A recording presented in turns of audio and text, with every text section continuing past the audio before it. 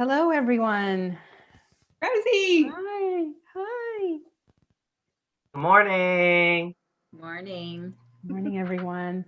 And you're welcome to have your video on, your audio on or off. This is your space too. And so as you feel, we will probably ask to mute as we begin our comments, but for now, as we check in and get everybody joining us,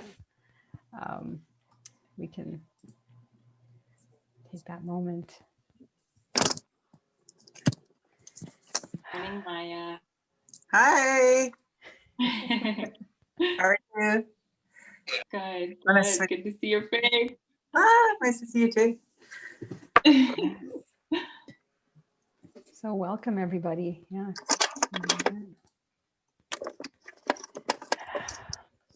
Hi, Rosie. Sarah. Hi, Warren. Hello, how are you? Oh, good. So happy to see you. You too. Hey, Warren. Hello. Hey, Maya, how you doing? Pretty good. Good. Just gonna go relocate, but I'm in. Right.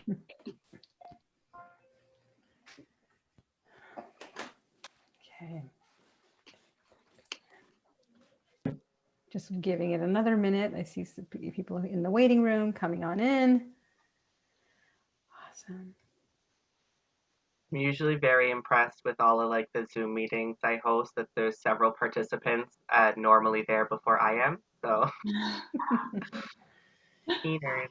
Yeah. Okay, so I think we will get started now. We'll let others in as they arrive. First off, hello, and thank you for joining us. For those of you who don't know me, my name is Leena Sharma Seth, and I'm the founder and principal of Mending the Chasm. We're a consulting firm that provides consulting, training, and capacity building in the areas of inclusion, equity, and anti-racism. And so today we are all joining you from the Halton region, and I think as facilitators, that's our position. So we'll acknowledge the treaties and Indigenous peoples in this land. So the communities in Halton region, as we know them today, are abundant in history and modern traditions of many First Nations and the Métis, from the Anishinaabe to the Arawandron, the Haudenosaunee, the Mississaugas of the Credit First Nation, and the Métis. These lands surrounding the Great Lakes are steeped in Indigenous history. This territory is mutually covered by the Dish with One Spoon Wampum Belt Covenant, which is an agreement between the Iroquois Confederacy, the Ojibwe, and other allied nations to peaceably share and care for the resources around the Great Lakes. As we gather today on these treaty lands, we have the responsibility to honor and respect the four directions: land, waters, plants, animals, ancestors that walked before us, and all of the wonderful elements of creation that exist. We would like to acknowledge and thank the Mississaugas of the Credit First Nation for sharing their traditional territory with us. And if you'd like to locate yourself and to understand the Indigenous history of the territory you're in, please feel free to visit native-land.ca. So I will be one of the recurring panelists in this series, and I'd like to take a moment to introduce the first fellow panelist in this series, Anna Kiani. Anna, if you could tell us about yourself. Hello, everybody. So I'm Anna, and I'm currently in Hamilton, Ontario. I have a background in community development, particularly working internationally, and then have recently finished a master's in disaster and emergency management. So I sort of come from the convergence of the field of community development and disaster and emergency management. Thank you, Anna, and welcome. Glad to have you on these series of conversations for the next few weeks. And so our guest panelist this week is Aliya Hack. So welcome, Aliya. Tell us about yourself. Hi, everyone. I'm so excited to be here. So my name's Aliya. I'm the coordinator of community outreach at the Oakville Y.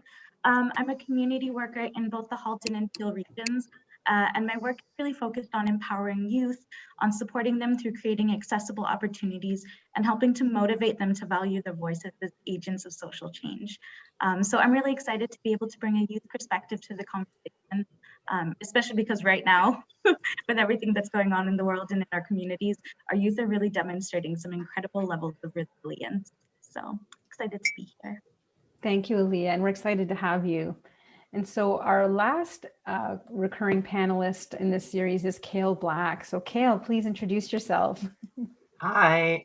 So my name is Kale Black. I'm here in Burlington, and my background is a little bit of a mix. I have about 12 years experience in the environmental sector, which is where I started working for a nonprofit, now a charity, doing environmental community programming, focusing a lot on youth as well. And over the last 7 years of that, it's transitioned also into the field of holistic health and wellness. So focused around like mental, emotional, physical health. And I am a meditation facilitator. And do work along those sorts of lines. So realizing in the depth of environmentalism, I started when I was about 17 or 18 in high school.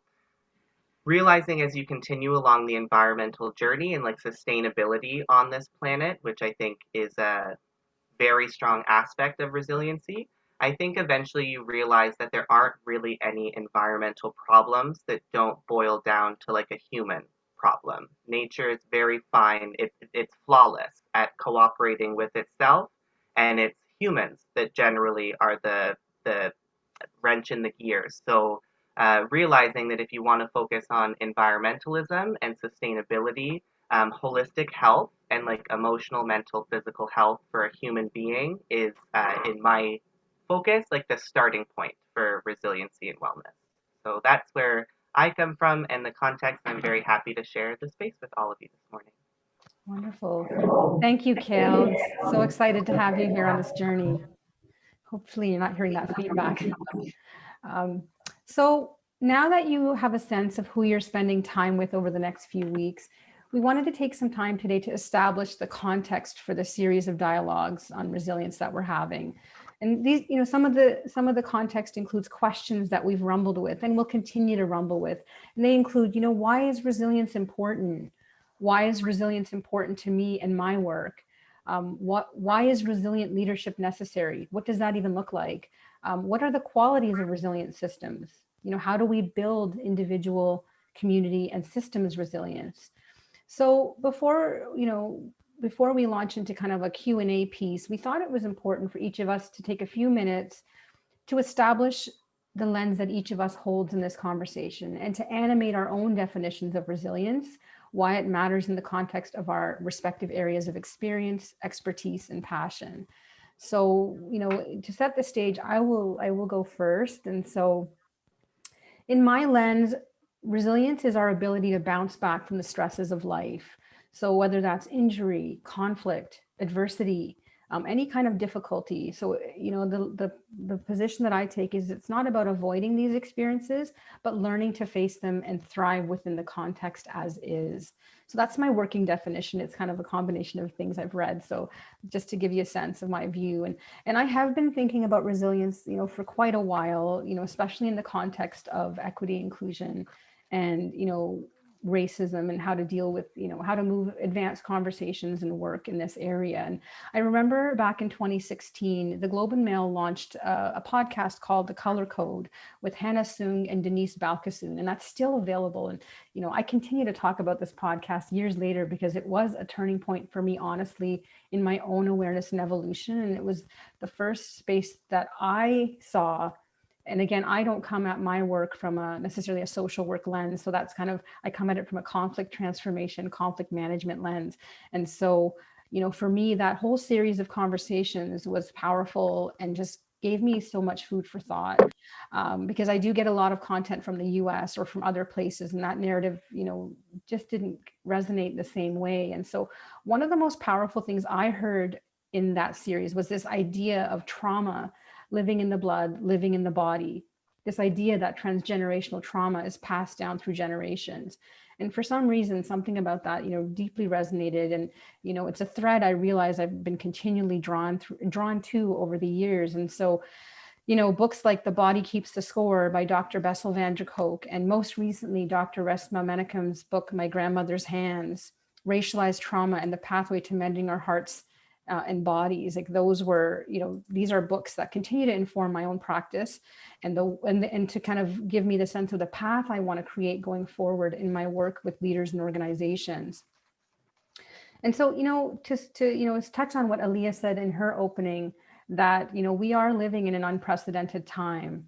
Not only has COVID-19 highlighted the deep inequities and weaknesses in our health systems, our economic systems, the ways in which austerity measures, a capitalist approach, and neoliberalism have compromised our collective systemic resilience is undeniable.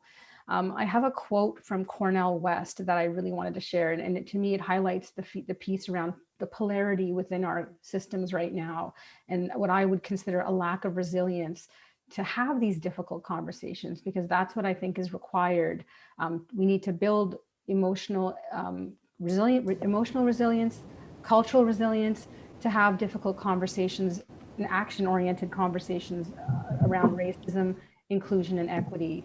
So the quote, and Cornel West, he's a phenomenal racial justice leader, amongst other things, and he's based in the US, but so the context will be very US in the quote, but I think there's a lot that we can unpack here as Canadians. So if everybody could mute themselves, I do hear somebody has a really loud, thank you so much.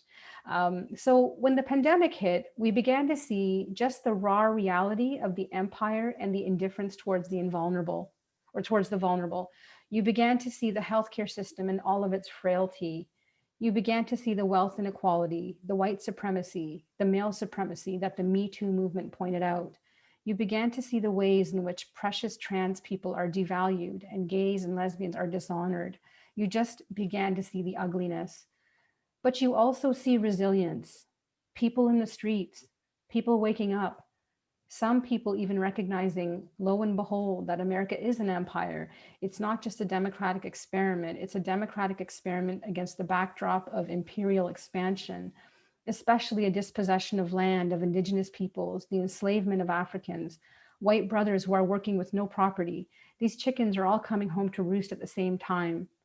That's what I meant when I said we are witnessing America as a failed social experiment. Our conception of ourselves as being so exceptional is being shattered.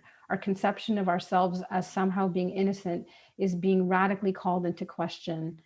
And so, take from that what feels like it resonates in this conversation. But for me, there was just so much there that, and the acknowledgement that as much as people are frightened by the amount of protesting and the intensity of the energy, I see it as a demonstration of resilience, and so that quote really landed for me personally, and highlights this need to build a culture and a community that allows us to walk in allyship, to be allies to ourselves and to others as a part of building resilient communities.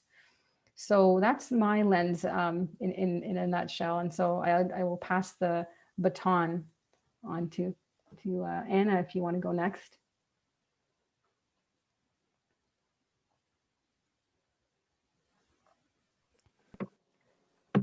You're still muted. Oh, that's it. Amateur hour. Hi. All good.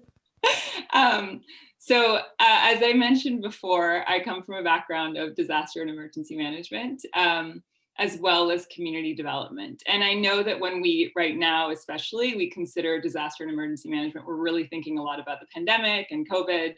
I'm gonna probably bring that into my conversations in future sessions, but for today, I'm gonna move away from that and give a broader view of resilience within the context of disaster and emergency management. Disaster and emergency management generally, there's a lot of definitions for resilience, but most commonly we tend to define it as the capacity of individuals, communities, and their institutions and systems to survive, to adapt, and to thrive, no matter what kind of chronic stress or acute shock they may experience. I want to try to illustrate this with the story of two coastal communities that experienced an acute shock, and to illustrate how the institutions and the systems that I mentioned within the definition may not look the way that we imagined. I think most of us probably have fairly vivid memories of the Indian Ocean tsunami on December 26th of 2004. An earthquake off the coast of Indonesia triggered a catastrophic tsunami. Overall, over 250,000 people died. Communities were leveled and there were countless injured. One of the most impacted communities was Banda Aceh on the coast of Indonesia.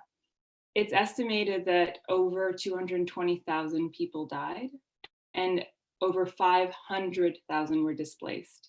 That was from a one-day event. And it was just, the impact was just immense.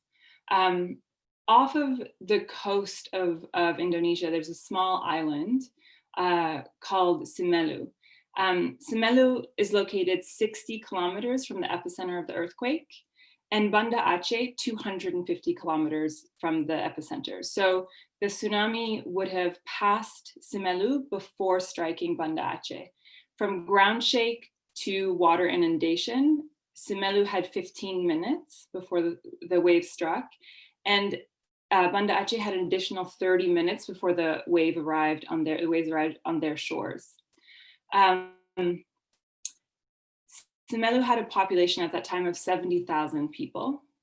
And I just mentioned that Banda Aceh had lost over 220,000 lives. Semeru lost 6 lives. And most of those lives, the reason is cited as being crumbling buildings during the earthquake and not from water inundation.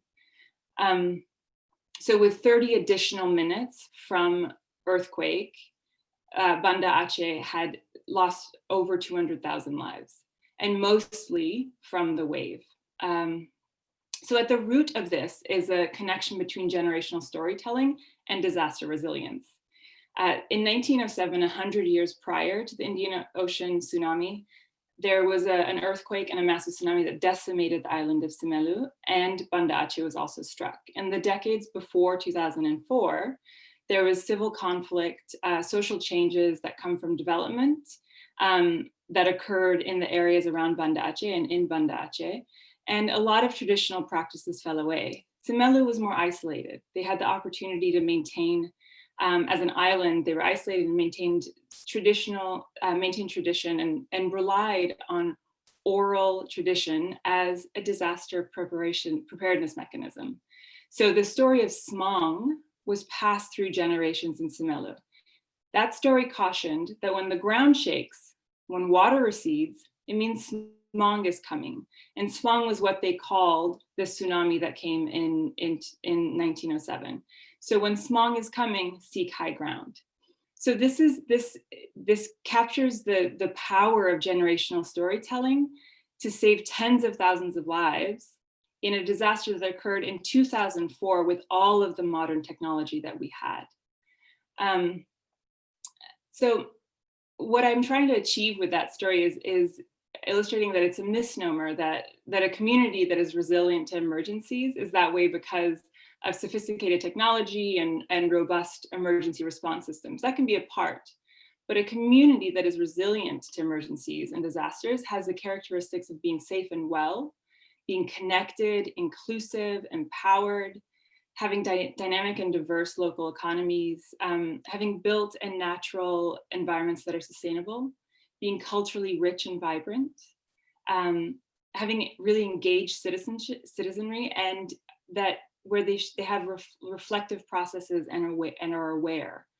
When we allow resilience building to lead our practice as disaster and emergency managers, what we do is we embrace the dynamic nature of communities, and we seek to harness the potential that is within communities. We focus on the strengths and sustainability of communities' lifelines, as well as building and strengthening the links between people, the services, the systems, and the structures that support a community's ability to function. So for Semeru, it was storytelling. And for coastal British Columbia, it may be early warning systems and sirens, or for all, it could be a combination of all. So working from resilience building allows us to identify what assets are there, and we can thereby recognize existing points of resilience within community and expand on those, and enable space for critical community innovation in the face of disasters and emergencies.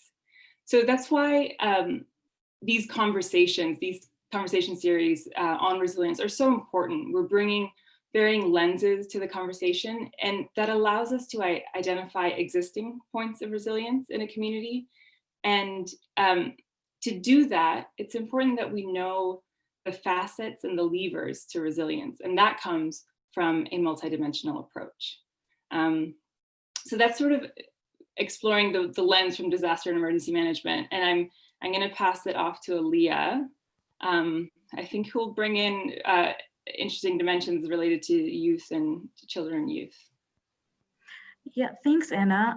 I will say, like, I think it's interesting that you say these already exist, these elements of resilience already exist, because that's also how I view youth. I think the resilience is there, and we just need to foster it. So when I'm talking about what resilience means from my perspective, I really think that resilience is, to me, an ongoing process.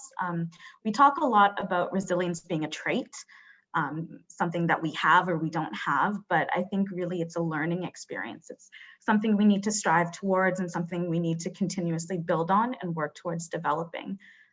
Because my focus does tend to be on youth work and on supporting youth from different minority communities, the way that I view those elements of resilience, I think, reflects that. So for instance, if we're talking about supporting the development and growth of young leaders in our communities, which is a significant piece of resilient communities, I think we need to understand that things like a wraparound and intersectional approach are really vital pieces of this.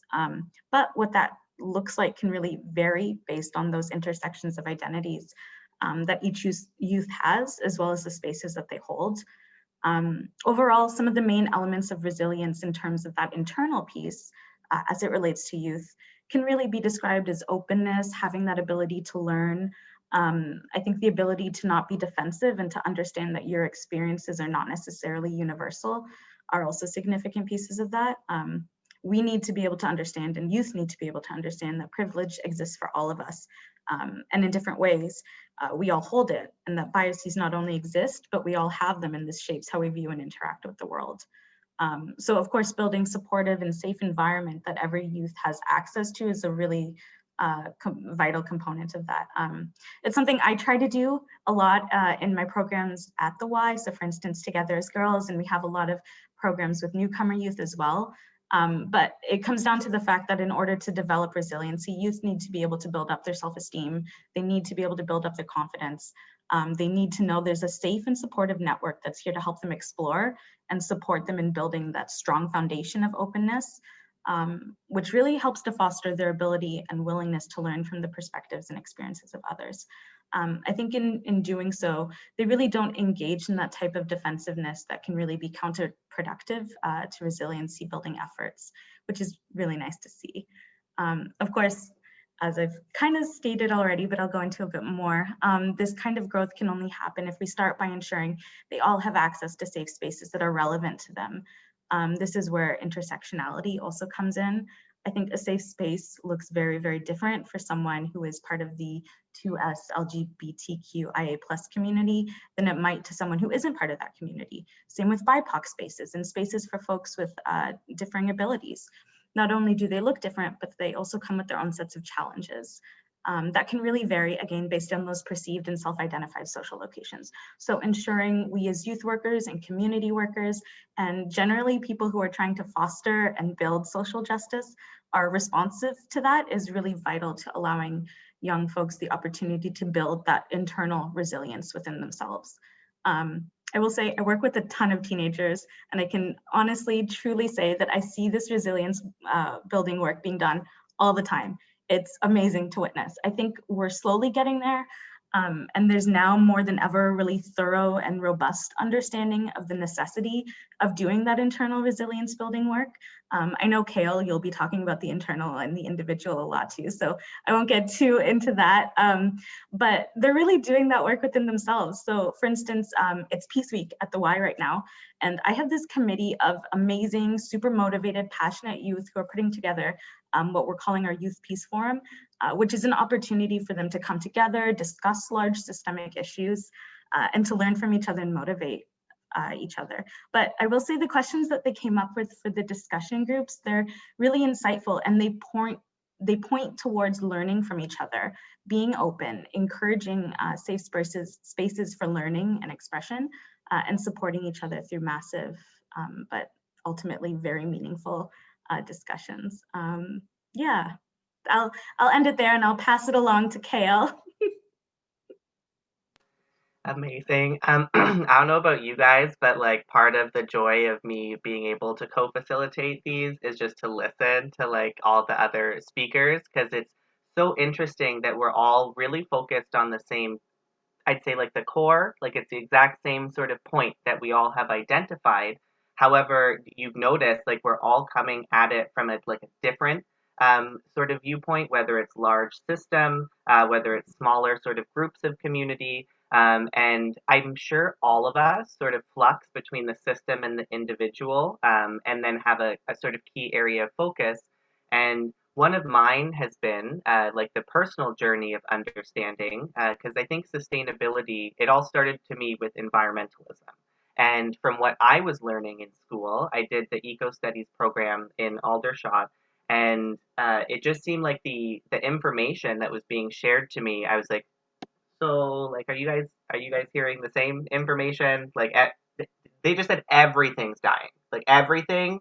There isn't, like, this seems serious. Why aren't we talking about it?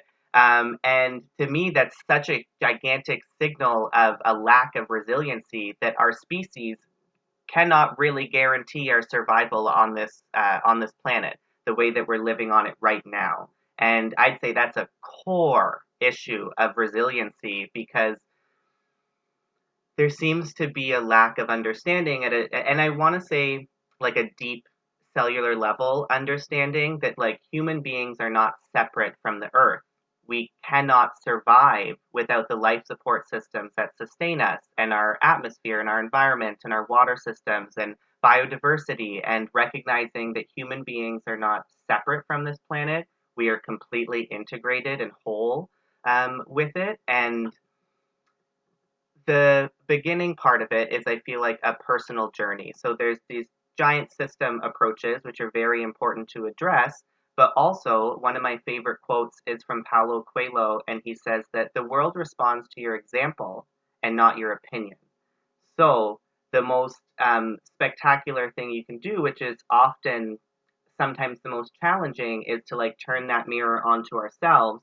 And it doesn't mean that we're still not addressing like community issues and all of that. But in my understanding and experience, like unless you're addressing those issues within yourself, it's a little bit empty to be working on those issues on a system basis. So awareness, I would say, is the word that keeps on coming into my brain over and over again. That if you don't have a foundation of awareness, like Leena had said, and Aliya too, we all hold privilege in some way, shape, or form. And to have awareness of that is the starting point. If you're not aware of the different ways that you are impacted by these systems and these beliefs that we hold, then it's very difficult to change. So another little mantra that I learned from a keynote many years ago, which always stuck with me, and it was a gentleman named Matt Todd. He said, awareness creates choice, and choice creates change. Very simple, but like I've continued to come back to it over a decade now, because it's so simple and so broadly reaching.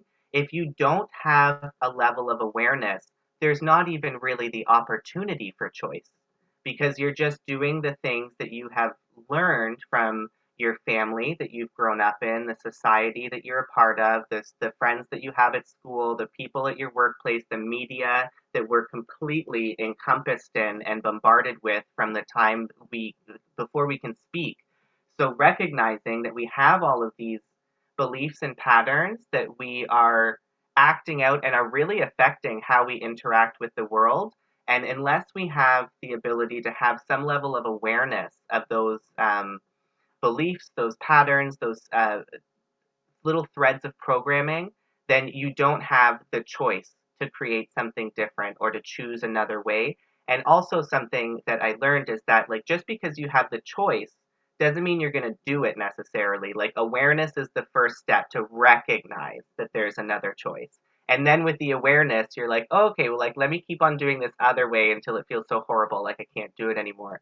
But that's generally how our society changes. And the last thing that I'll throw in there, because we have lots more to talk about, is one thing that I thought was really helpful. If it seems like the work we're doing on our personal healing is like isolated from community, I just heard this great analogy where there's like one sort of pot of wellness on the planet filled with water. And the analogy that the teacher I was listening to was giving is that no matter where you're pouring water in the pot, the water level rises everywhere.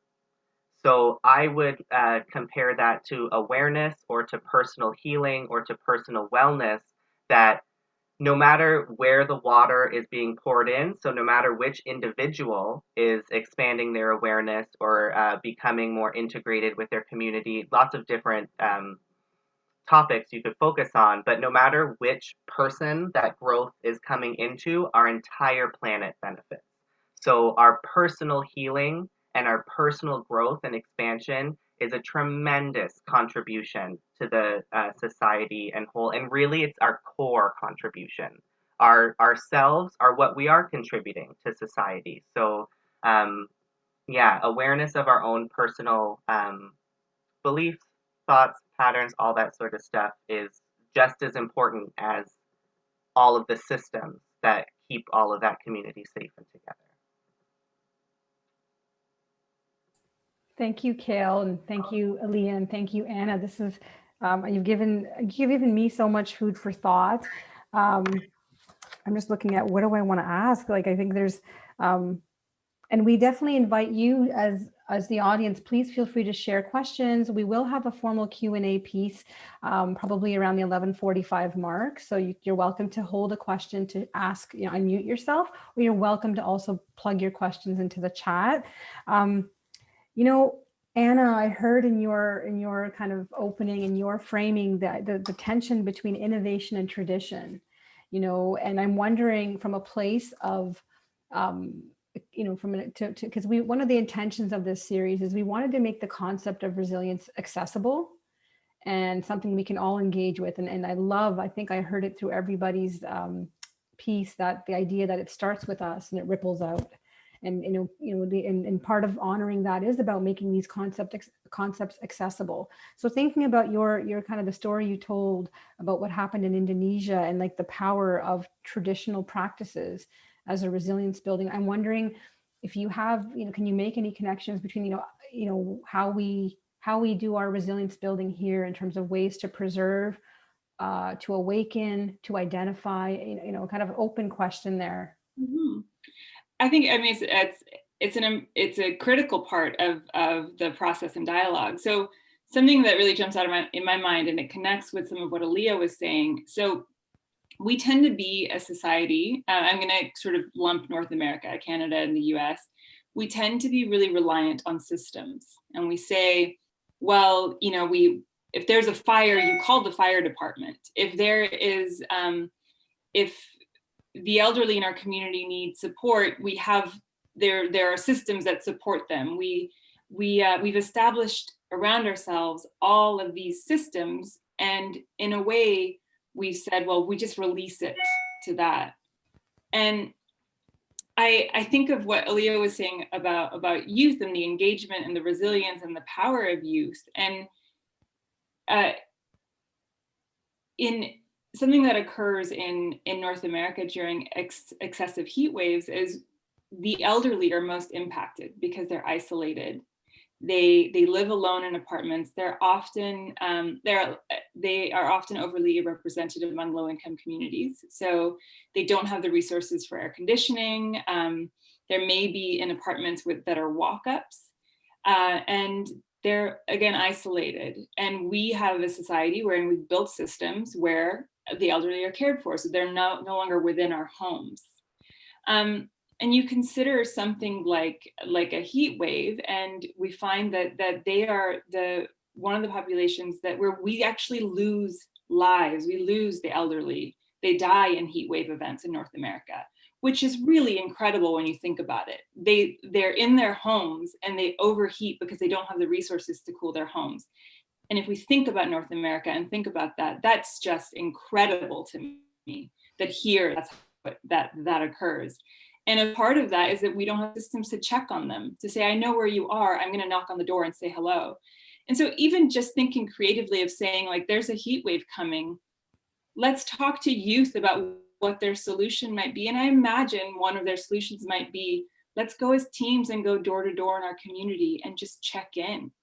And that is a community innovation for disaster risk reduction. Just that. It's so simple. It doesn't require a lot of resources. The manpower is there. So it's about allowing ourselves to break free of our systems. We appreciate them, we establish them, we value them. Let's also liberate ourselves to allow other things to step into the space as well and recognize what other things can be viewed as systems. So the youth as a system in disaster risk reduction is so powerful. And they're a part of the oral tradition in Simelu that carried on that story and saved so many lives. Thank you for that. That's amazing. Yeah. And I mean, I have questions, and Aliya and Kale and Anne, I wanted this to be a fluid process of sharing questions, but I definitely have questions for each of you.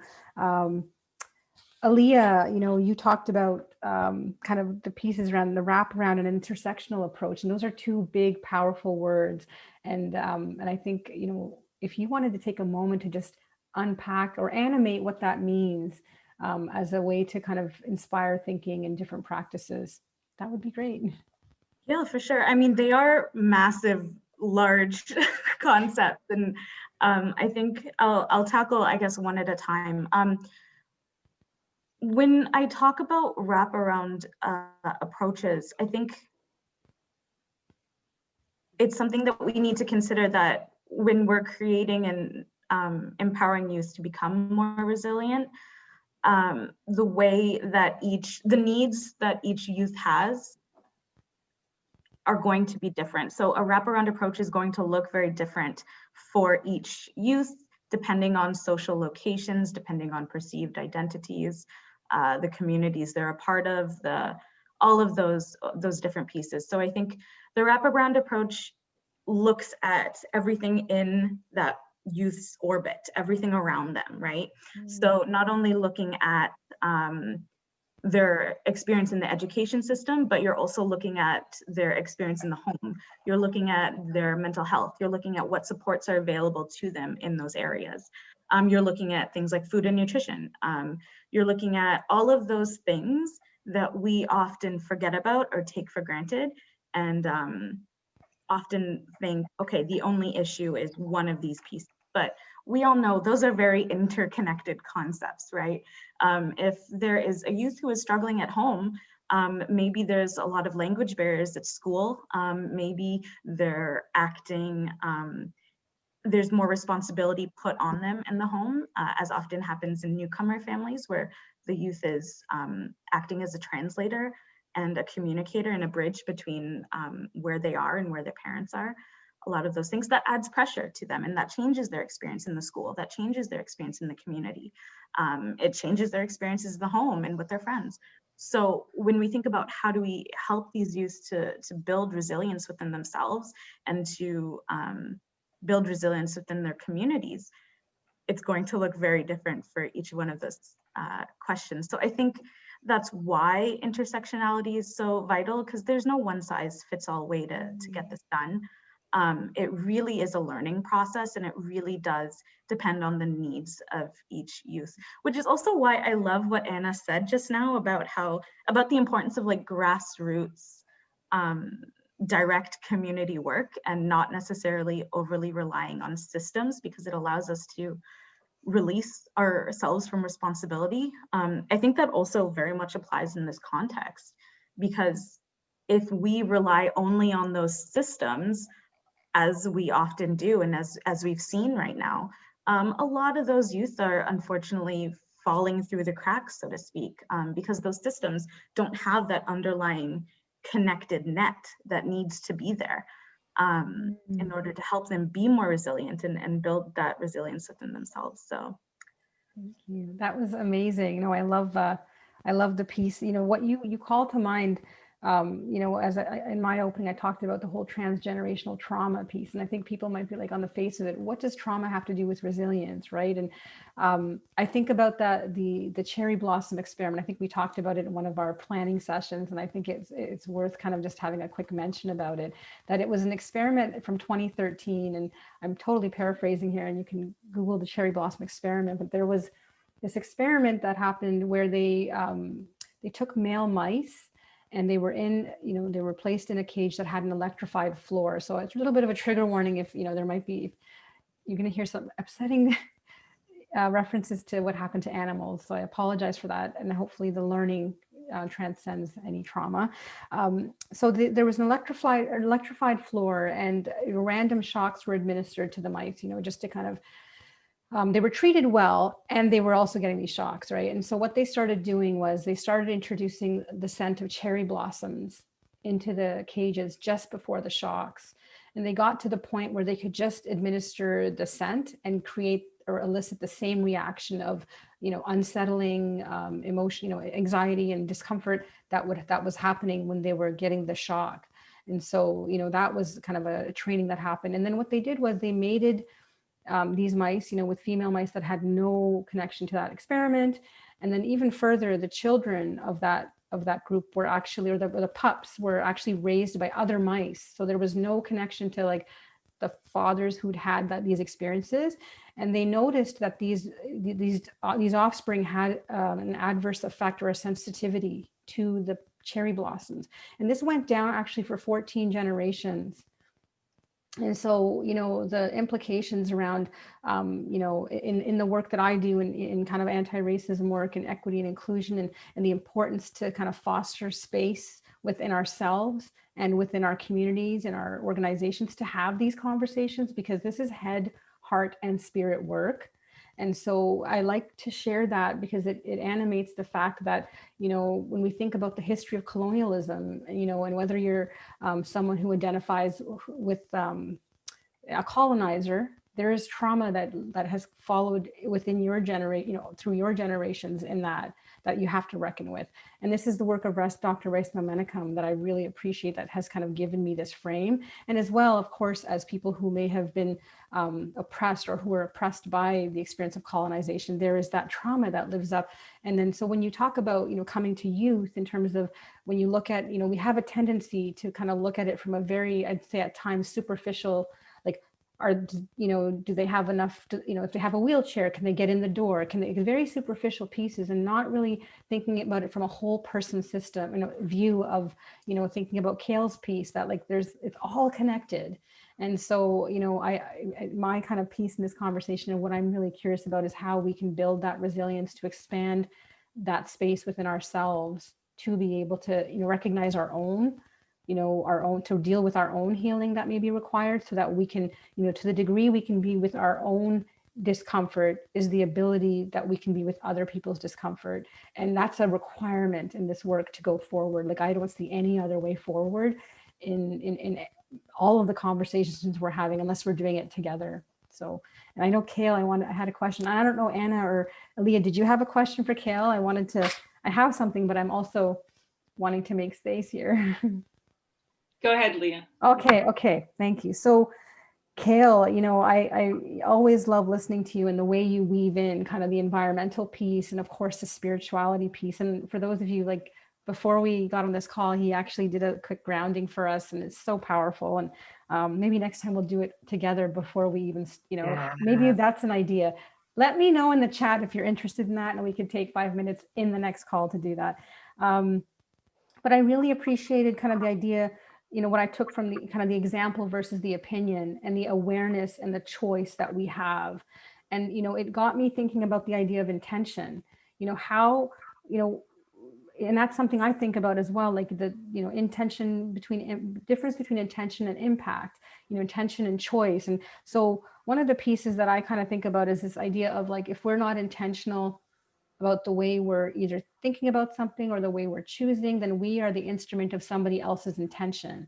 So that one hit me so hard the first time I heard you say that. I was like, ooh, Ooh, damn. Sorry, my language. Because it's so powerful, and I don't, very, very few people like the idea of being used for someone else's purpose. Yes. And So how would you make that yeah. accessible is my Can you question to say you. it again? Can you say it again? Oh, sure, sure. So the idea is that if we are not intentional about what we're doing, about the choices we're making, then we are the instrument of somebody else's intentions, right? And so that's, it's a big piece, and I'm pretty sure it's the result of the millions of voices I've heard. So I'm not going to claim it as my own, but it's something that lives within my own narrative.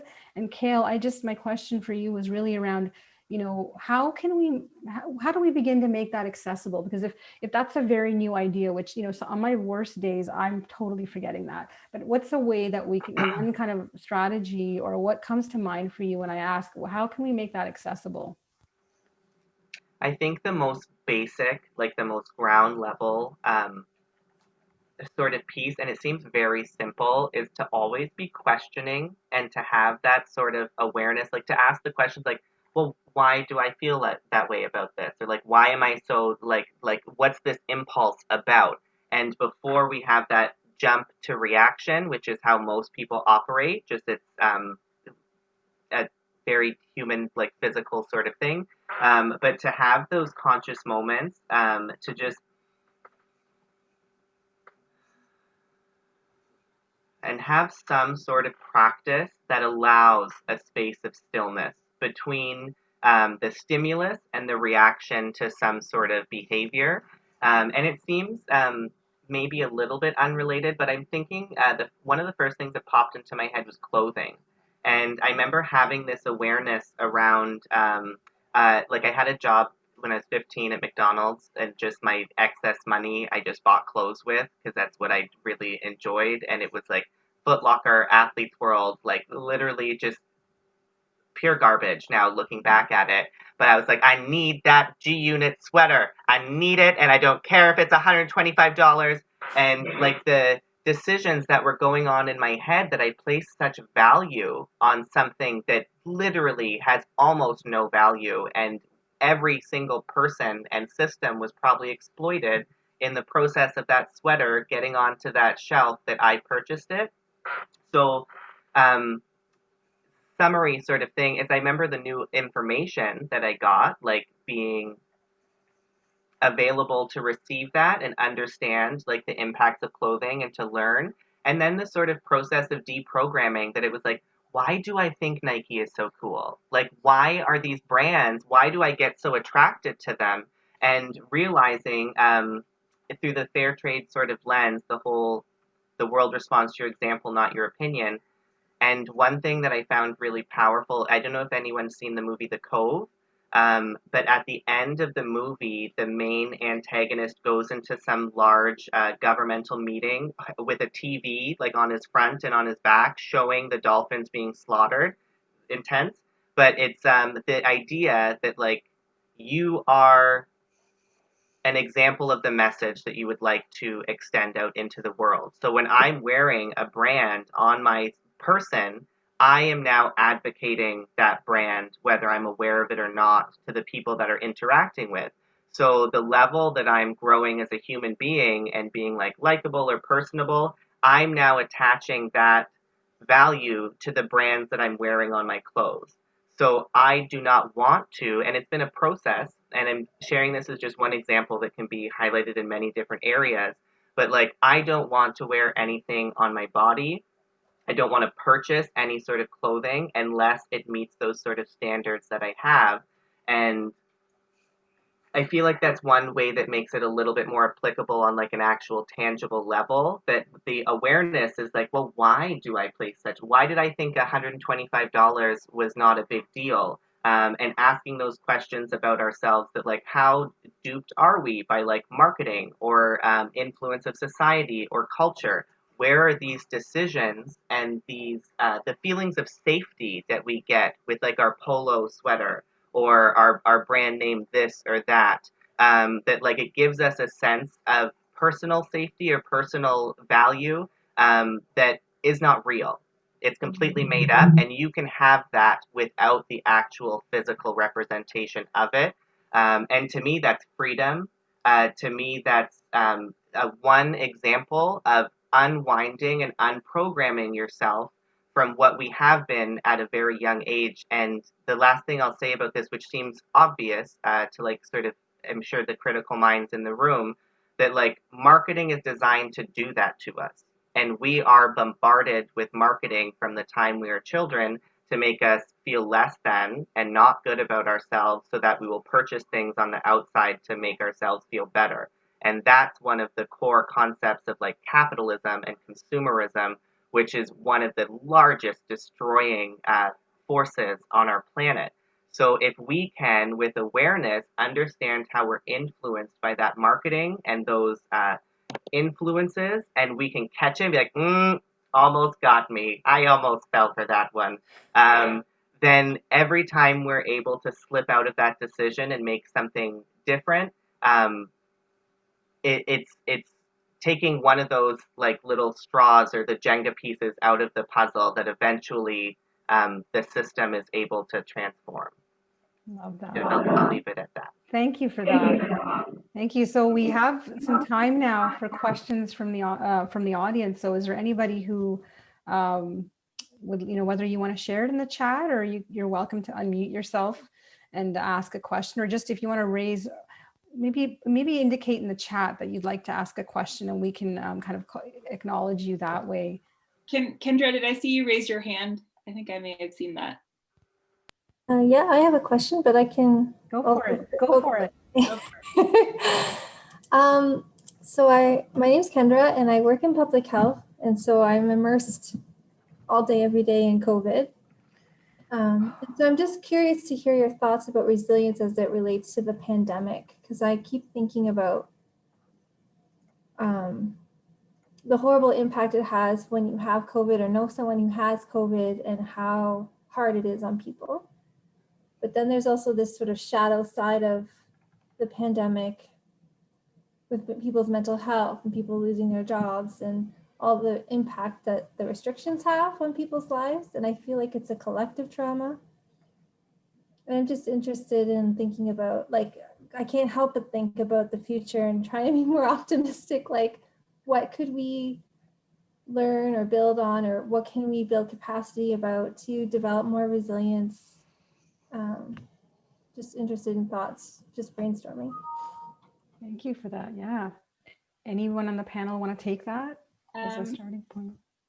I can take it a little bit, and I can also say that I'll take elements of your questions and flow them into some of the sessions moving forward as well. But I think something that really comes to my mind in what you said was two things. So one is that disasters are great, and emergencies at this scale are a great illuminator. They really show us, if we have a sense of feeling that we know where the living in the margins are when it comes to social constructs, and when it comes to, I'll just use like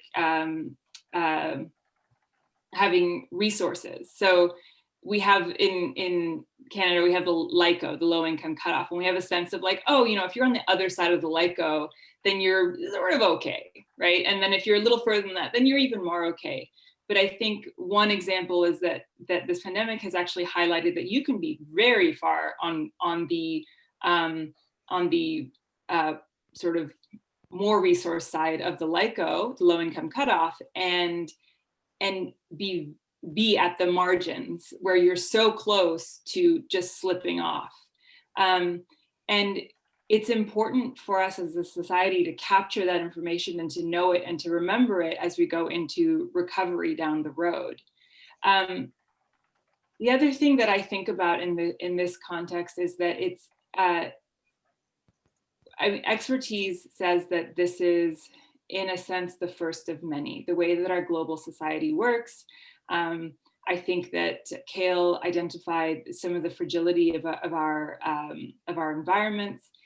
I think this is likely the first of many scenarios like this, where our global society is interacting. When we experience emergencies and disasters, it will be across the board, we will be impacted. There's no longer this pretense of like, well, we're in North America, like we have systems, again, we're okay. We can't escape it.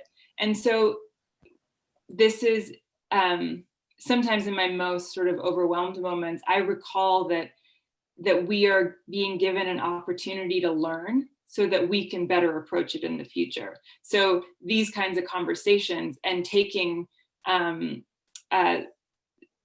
sort of sector-based perspectives and saying, well, this is where I add to more resilience in future scenarios like this.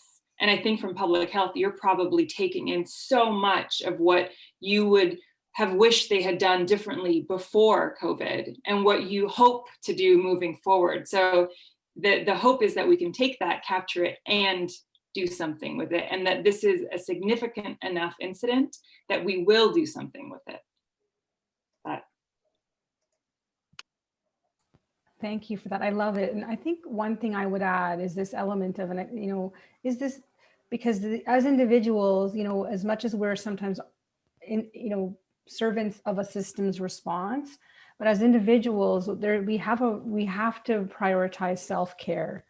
I think there's an element of, as much as individuals, if we're compromised, if our resilience is low, we have less to bring to the challenge, right? And I know that sounds a little like, oh, what a privilege. And there is a privilege to that. I really want to be very transparent about that it's about privilege, and it's reckoning with our privilege and say, how can I be as strong as I can to be a part of the solution? Like, what do I need? What do each of us need to be a part of this solution? And to recognize that we have a role, that as much as there's systems out there, as the kind of, I think, all of us in some shape or form have highlighted, there's a systems, and maybe the complete reliance on systems is not the way, right? That to be brave enough.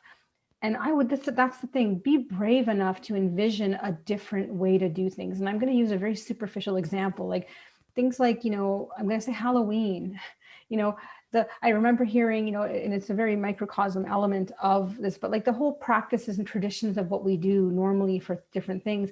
And the idea that like we've all had the freedom to reimagine different ways to do things. And that I think transcends to the top of systems decisions down, all up and down, individual, and that the idea of like something better could come out of it. Like, and that's the hope. I think there's an opportunity for innovation for, I think about Anna's story about Indonesia around what have we forgotten that we need to remember? And this isn't the first plague, or, this isn't the first virus our world has dealt with. And what did we do? Did we think 100 years ago this was never going to happen again? And, so really just mindful of kind of, and I love what you said, Anna, that, for the next 3 sessions that are coming, we'll continue to grapple with these. And I invite you to bring forward some questions as audience. And we'd love to also hear from the wisdom in the room. We're very mindful that there's some great minds and spirits and experiences in this room or in this virtual room here. So we want to make it a dialogue. And, I'm mindful we have about 3 minutes at this point. I think probably maybe the best thing to do at this point is to kind of close the questions part, and we'll make sure we have a little more time next time. And again, you can always send questions by email as well. I think you all have my email address in the communication, so feel free to send them my way, and we can look to weaving that into future sessions. I wanted to make a quick note about what the sort of focus areas of the next sessions are. This doesn't mean that your questions, any question that comes from this would very easily weave into anything that's coming forward. So the next session will be looking at individual resilience. Today's session was really setting the stage and bringing in a sense of what resilience means from varying perspectives. So the next will be individual resilience. And then looking at resilience building as an ongoing process through our societies and communities. And then our final session will be a whole systems approach to resilience. So feel free to send me your questions, and we'll look to our featured speaker as well as ourselves to see what we can weave in the future sessions, and try to grapple with as much as we can. Mm-hmm. Thank you, Anna. And thank you, to Aliya for, joining us today and giving, your informed and really insightful perspective. You know, the future is definitely in good hands. So I leave with such hope, you know, as I listen to what you were saying, you know, in this session. And thank you for that. And thank you for joining us.